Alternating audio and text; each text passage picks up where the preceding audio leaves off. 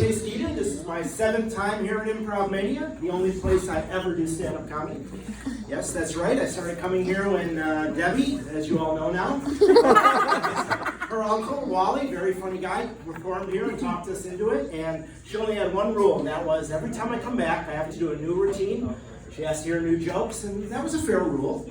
I'm not big on rules, actually, but when it comes to my tasty morsel, I'm along with the rules, because she's hot, she's got a great laugh, right? She's actually made a comedian orgasm on stage. I've seen it here before.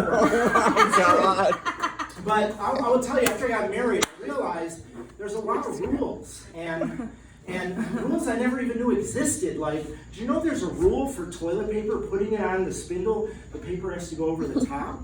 There's actually a rule for that. There's another rule, you may know this one. I know there's rules about putting clothes on hangers and when they should go on a hanger or should go in a drawer, but there's a rule that says all the hangers have to line up, like little soldiers going off to war. God forbid there's a deserter going the other way, it's like high treason. Oh my God. Yeah. So, and so I'm always getting in trouble about rules. And I'm always, I'm forgetting them, because there's a place for everything, right? And there's rules for everything. So, she's always having to correct me. She'd say, Tasty, those socks go in the upper drawer, not the lower drawer. Oh, I'm sorry, dear. There, that's better. She says, Tasty, that goes in the right cabinet, not the left cabinet. Oh, I'm sorry, dear. There, that's better. She said, Tasty, you're in the wrong hole. It has to go lower.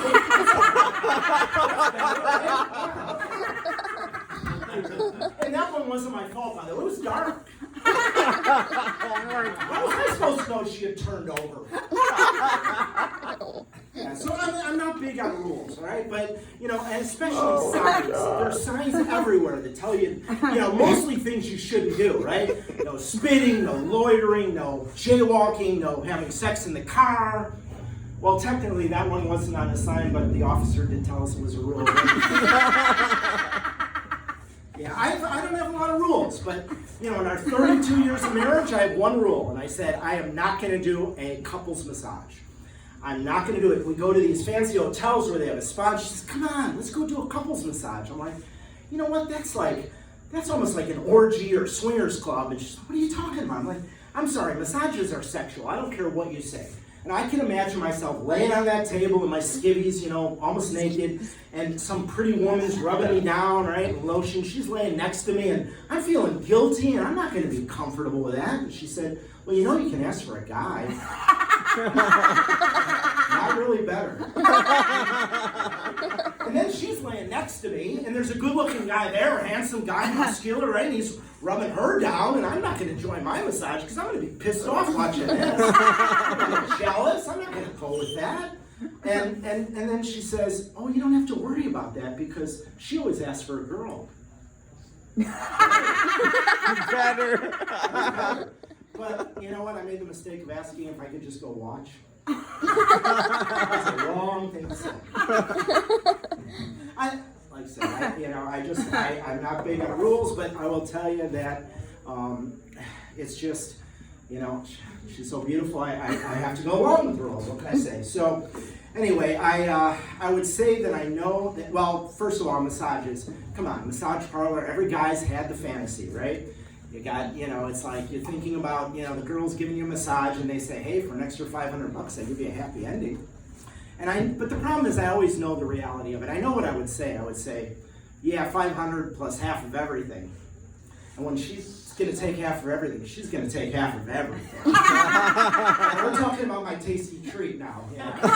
Tasty treat. Anyway, so I'm going to go back in history and tell you when women have always made the rules. I don't care what guys say, women make the rules. They've got the vaginas, they make the rules. And I'm okay with that. But I would say back in caveman days, maybe they didn't make the rules.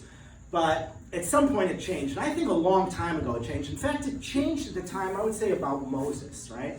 So Moses, he parts the Red Sea. Everyone's very impressed. I mean, God did it, but he waved his arms. So, they were very impressed. He's leading everyone through the desert. And, he says, "I'm going to go talk to God." And I can picture him going up and talking to God and coming back down. And he's carrying his tablets. And he sees Zipporah, his wife, right? And walks up to her. "Hey, Zipporah, I got these great rules from God, these 8 commandments. I got to go tell everyone about them." "What do you mean?" "No, I didn't ask for directions. We're not lost. I'm telling you, we're not wandering. We're going through the desert." But these are important. Look, like thou shalt not kill, thou shalt not steal. This is good stuff. No, there's no map on the back of this. Will you get over that? No, I'm telling you, there's great commandments. I'm going to go tell them now. Hey, wait, what? You want to add a couple of rules? We can't add rules. These are God's rules. What do you mean it looks like my handwriting? Forget you. Wait, what? Later? In the tent? Ooh, yeah, I'll see you in the tent. You're going to do what? That thing I like? All right, what were those rules you wanted to add again? Okay, no cheating? All right, thou shalt not commit adultery. All right, fine. What was the other one? Husbands should not covet their other wives. Okay, what does covet mean? All right, fine, but what about wives coveting other husbands? Oh, you're okay with that, right? All right, fine. Hey guys, I have this 10 Commandments. All right, that was Moses.